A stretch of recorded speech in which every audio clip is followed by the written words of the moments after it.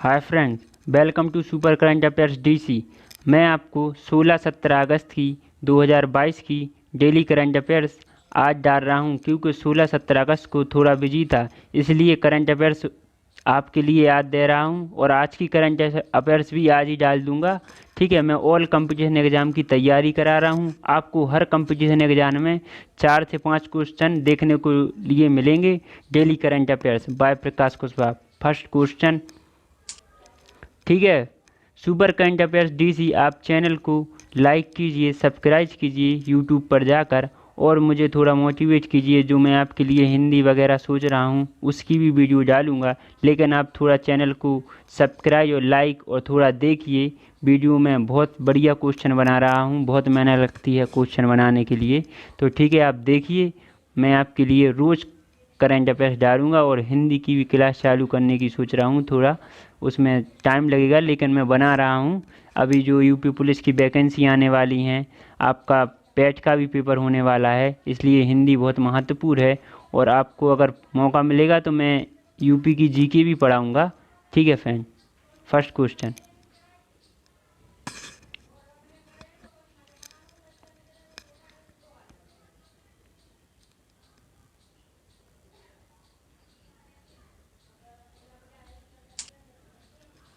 हाल ही में किस राजस्थान तकनीकी विश्वविद्यालय के कुलपति नियुक्त किए गए हैं?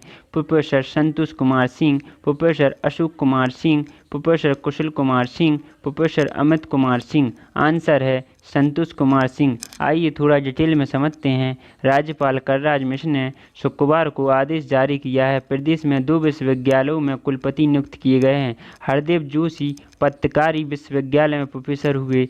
सुधा राजीव को कुलपति बनाया गया है। वहीं राजस्थान तकनीकी यूनिवर्सिटी कोटा में प्रोफेसर संतोष कुमार सिंह को कुलपति नियुक्त किया गया है। दोनों कुलपतियों की नियुक्ति के अगले 3 साल के लिए की गई है। प्रोफेसर सुधा राजीव साल 2016 तक जोधपुर यूनिवर्सिटी में अंग्रेजों विभाग में प्रोफेसर रहे हैं, जबकि प्रोफेसर संतोष फिलहाल ही में दिल्ली प्रौद्योगिकी विश्वविद्यालय में प्रोफेसर के पद पर काम कर रहे हैं।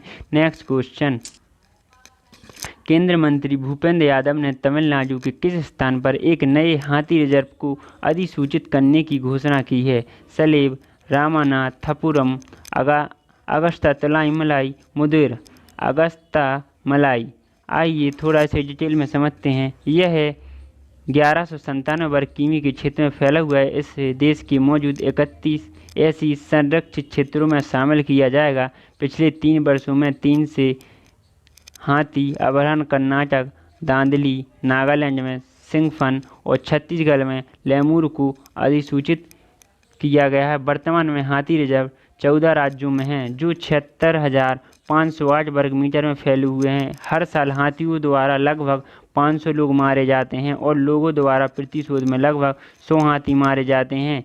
विश्व हाथी दिवस 2022 के अवसर पर भूपेंद्र यादव ने मानस टाइगर रिजर्व को महावत दंडेश्वर बोरो को गज गौरव पुरस्कार प्रदान किया है। उन्हें ये तमिलनाडु के माशालार समुदाय और केरल के महावतों को भी गज गौरव पुरस्कार प्रदान किया है। नेक्स्ट क्वेश्चन, महिला आईपीएल का पहला संस्करण कब आयोजित किया जाएगा? अक्टूबर 2022, दिसंबर 2022, जनवरी 2023, मार्च 2023। आंसर है मार्च 2023। आइए थोड़ा इसे एक्सप्लेन और पूरा डिटेल में सुनते हैं। बहुप्रतीक्षित और प्रतीक्षित महिलाएं आईपीएल मार्च 2023 से शुरू होने के लिए तैयार है। टूर्नामेंट 5 टीमों के बीच खेला जाएगा, और इसके लिए 1 महीने की खिड़की आवंटित की जाएगी। बीसीसीआई के एक वरिष्ठ अधिकारी ने पीटीआई की पुष्टि की है कि बीसीसीआई के बड़े लोगों ने इस मुद्दे पर चर्चा की, और दक्षिण अफ्रीका में महिला टी20 विश्व कप के बाद टूर्नामेंट के लिए मार्च की खिड़की की मिल गई है।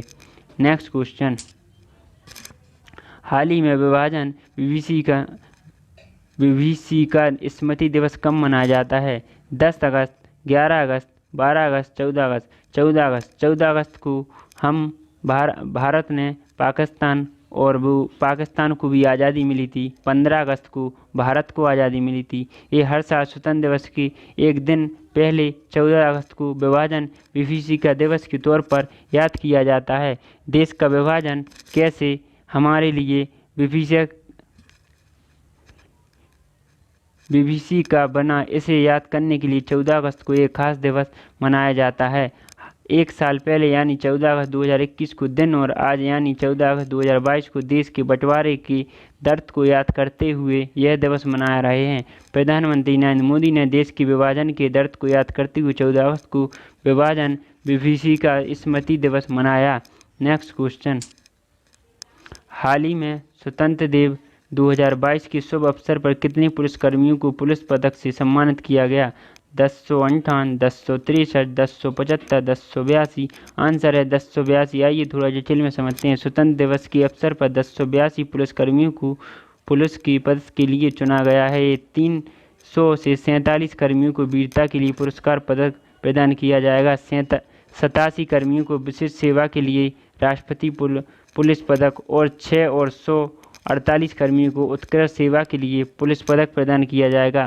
केंद्रीय रिजर्व पुलिस बल के एक नौसेना के जम्मू कश्मीर पुलिस के 108 कर्मियों को वीरता के लिए पुलिस पदक दिया जाएगा। 7 कर्मियों को उत्कृष्ट सेवा के लिए राष्ट्रपति की सुधार सेवा पदक और 38 कर्मियों को उत्कृष्ट सेवा के लिए सुधार सेवा पदक प्रदान किया जाएगा। नेक्स्ट क्वेश्चन, हाल ही में किस राज्य सरकार ने अपने तटों की सुरक्षा के लिए राष्ट्रीय समुद्री प्रौद्योगिकी संस्था के साथ समझौता पर ज्ञापन हस्ताक्षर किए? केरल, ओडिशा, तमिलनाडु, पश्चिम बंगाल। आंसर है ओडिशा। आइए थोड़ा इसे डिटेल में समझते हैं और आपको बताते हैं। ओडिशा सरकार ने अपने तटों की सुरक्षा के लिए समुद्री प्रौद्योगिकी संस्था के साथ समझौता किया, ज्ञापन पर हस्ताक्षर किए। समझौता ज्ञापन के अनुसार NIOT राज्य सरकार ने तकनीकी मार्गदर्शन, डिजाइन और जलवायु अनुकूल ओडिशा में लगभग 438 किमी की एक विशाल तटरेखा है और तटीय क्षेत्र प्राकृतिक आपदाओं के संपर्क में है। ओडिशा के मुख्यमंत्री नवीन पटनायक, ओडिशा के राज्यपाल गणेश लाल, ओडिशा की राजधानी भुवनेश्वर। नेक्स्ट क्वेश्चन, हाल ही में डाबर इंडिया लिमिटेड के नए अध्यक्ष के रूप में किसे नियुक्त किया गया है? Option A Mohit Barman, option B Sanket Barman, option C Amit Barman, option D Kailash Barman. Answer है मोहित बर्मन। आइए थोड़ा इसे डिटेल में समझते हैं। मोहित बर्मन को 11 अगस्त से 5 साल के लिए कंपनी का गैरकारी चेयरमैन नियुक्त किया गया है। वह अभी तक कंपनी में गैरकारी वाइस चेयरमैन और थे। उन्होंने अमित बर्मन का स्थान लिया है। डाबर इंडिया लिमिटेड एक भारतीय बहुराष्ट्रीय उपभोक्ता सामान कंपनी है जिसकी स्थापना 1984 में SK बर्मन ने की थी। नेक्स्ट क्वेश्चन, हाल ही में भारतीय वायुसेना IAF किस देश के साथ होने वाली उत्तर शक्ति नामक द्विपक्षीय अभ्यास में भाग लेंगे? मलेशिया, रूस, जापान। इनमें से कोई नहीं। आंसर है मलेशिया। आइए थोड़ा इसे डिटेल में और इसका पोस्टमार्टम करते हैं क्वेश्चन का। भारतीय वायुसेना का एक दल मलेशिया में उद्दारित नामक द्विपक्षीय अभ्यास में भाग ले रहा है।